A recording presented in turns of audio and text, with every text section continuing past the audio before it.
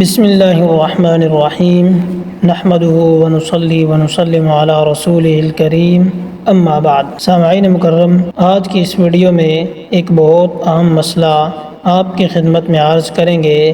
مسئلے کا عنوان یہ ہے کہ نیل پالش لگے ہونے کی صورت میں وضو اور نماز کا حکم کیا ہے۔ تو مسئلے کی تفصیل یہ ہے، اگر کسی عورت کے ناخن پر نیل پالش لگی ہوئی ہے تو کیا اس صورت میں اس کا وضو یا غسل ہو جائے گا یا نہیں؟ تو اس کا جواب یہ ہے کہ وضو یا غسل سے پہلے نیل پالش کو صاف کرنا ضروری ہے، کیونکہ نیل پالش ناخن کی تہہ پر جم جاتی ہے اور پانی اس کے نیچے تک نہیں پہنچتا، اور اگر سوئی کے سر کے برابر بھی جگہ تک پانی نہ پہنچے تو وضو اور غسل نہیں ہوتا۔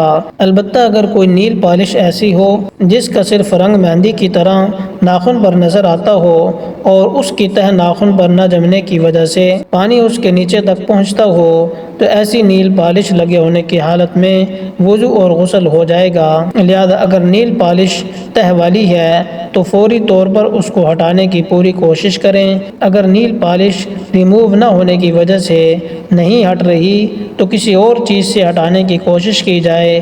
مکمل کوشش کے بعد بھی اگر وہ نہ ہٹے اور اس کا کچھ اثر رہ جائے اور مزید ہٹانے کی صورت میں نقصان پہنچنے کا اندیشہ ہو تو جس قدر ہو سکے وہ ہٹانے کے بعد وضو کر کے نماز پڑھنا جائز ہوگا۔